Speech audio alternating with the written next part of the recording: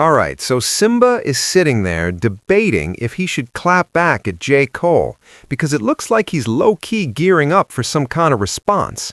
And all of this really started once J. Cole name-dropped him on one of the tracks he just released.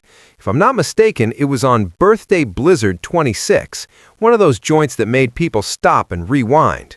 Cole straight up said, "Y'all are toddlers to me, stop bothering me," and then tossed in that whole Young Symba, Young Lion bar. So yeah, shots were clearly fired in that direction. Then Cole doubled down by saying the only thing they should really be saying is, "Cole, you're like a father figure to me." Listen to this, he might actually have a point. Symba then goes on to say he's about to pull up to the studio and he feels like people already know what he's about to do. But hold up, real talk.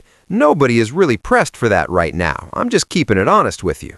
I do think Symba's a solid artist, no doubt about it. But at the same time, it's given grand opening, grand closing vibes. And that's wild, because when he first popped up a couple years ago and dropped those first two songs, I was like, okay, this is nice. Then, somewhere along the way, the energy shifted.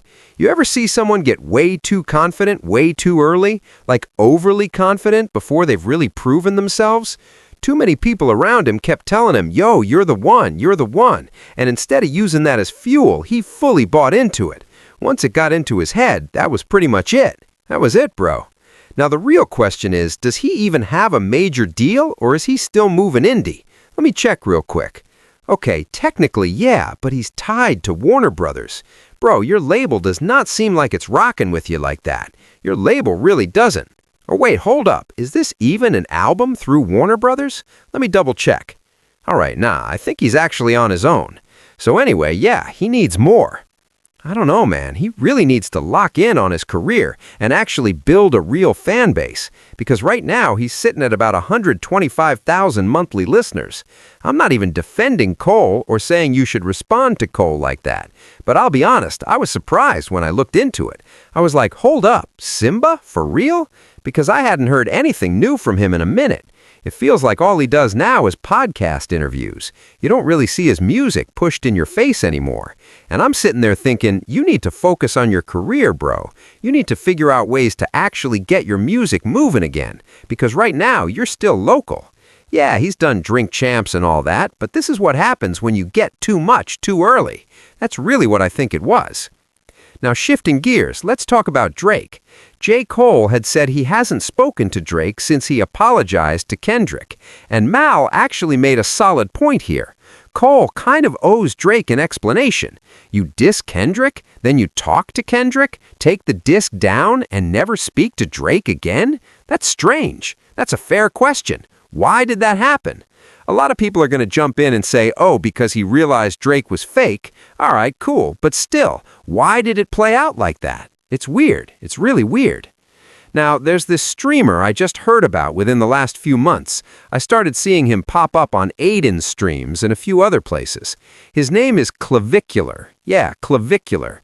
And he's getting emotional, talking about, man, I miss when it was just me streaming on my phone. And I'm like, what? You stream your location all the time. Of course people know where you are. You're literally telling them where to find you so they can pull up and swarm you. I don't feel bad for these guys at all. Like, cue the tiny violin. Nobody really feels sorry for you, bro. These streamer kids cry about everything. Now he's banned from clubs and crying about that too because he played that Kanye song dissing Jewish people. Well, what did you expect? And then, of course, Kevin Gates clapped back at Brittany Renner. He went on a podcast talking about how they're divorced, but still cool, still friends, all that. And she came right back like, bro, I don't even know you. She said she hasn't known him since 2014 and told him to stop lying to people about them being friends. Like, no, we are not friends. And honestly, Kevin Gates is wild for that. I'm just keeping it real. She went extra disrespectful, throwing out an explicit line meant to shock and dominate the conversation. Then she doubled down, saying she plays both parental roles in his life. After that, she basically told him to disappear. Patreon teaser loading, of course. Kevin Gates didn't stay quiet and came back with a response. He said, so what, you don't want to be my friend anymore? Then he followed it up like, you're saying you're not my friend at all now? And finally he asked, is that really why you don't want to be my friend, bro? Friend. So you're not my friend no more, that what you saying? But why you don't want to be my friend, bro? Say, bro, so you don't want to be my friend? But you, He kicks things off, saying, just admit you don't want to be my friend. Then he points out Britney being with someone into some wild stuff, calling it a red flag, and saying she should have walked away immediately because that lifestyle doesn't match his beliefs. Honestly, I always felt something was off with Kevin Gates, and when he went public about his trauma as a teen, it kind of made sense. It explains a lot. It's clear he's mentally unstable, which I don't blame him for, but still, come on, man. Meanwhile, Sneeko seems to be going through some kind of public meltdown. He claims he turned down $300K or $500K to box Andrew Tate. Cap. If you really hated Andrew Tate that much, you take that bag and fight. On top of that, he dyed his hair blonde and his face is changing color. Looks weird, bro. Honestly, it feels like we're watching him spiral live. Just take a look at this. Switching gears, Sexy Red and Chief Keef linked up for another video, and I won't linger there too long. Then Pusha T responded to Drake, basically saying, hey, you can't talk when your name's in the files too. People are bringing up those Epstein-related files that mention Pusha T, Jay-Z, and others. Did Drake respond?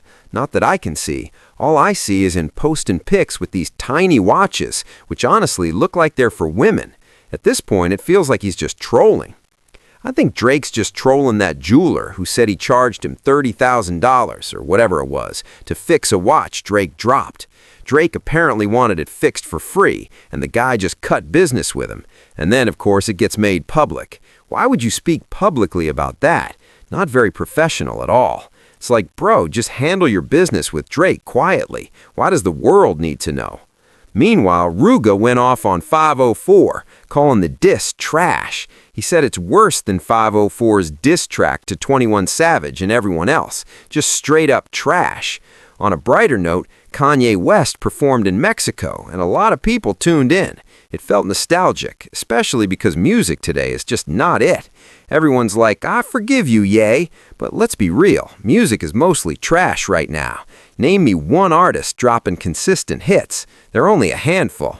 Oh, and did you guys hear that Mike Will did a versus battle last night with Hit Boy? T.I. and Tiny showed up, Big Sean popped in, but barely anyone knew about it. Versus really feels over, bro.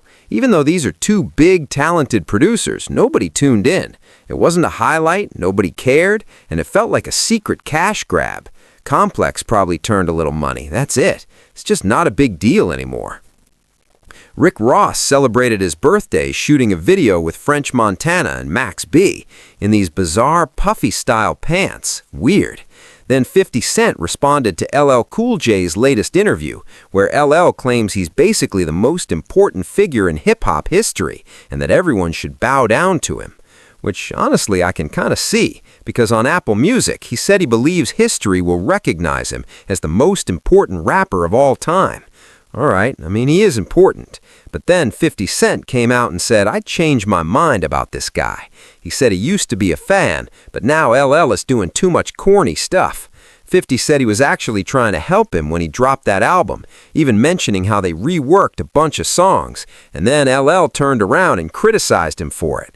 So 50 basically said, forget all that, started quoting Mama Said Knock You Out, and said stay strapped. Apparently 50 didn't fully write the songs, but he did restructure a lot of them, and when LL was asked about it, he took offense in a polite but shady way. I don't know, bro. 50 Cent just loves beef. That's really what it feels like.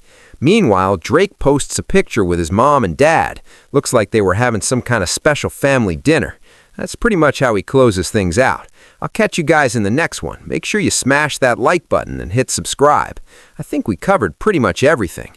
That whole Pusha T and Jay-Z situation feels like someone's personal recounting with no real evidence. And that's the problem. There's no proof, just names getting tossed into these files. It's like, who's next at this point? Come on. It's such a mess that you don't even know what to believe anymore, right?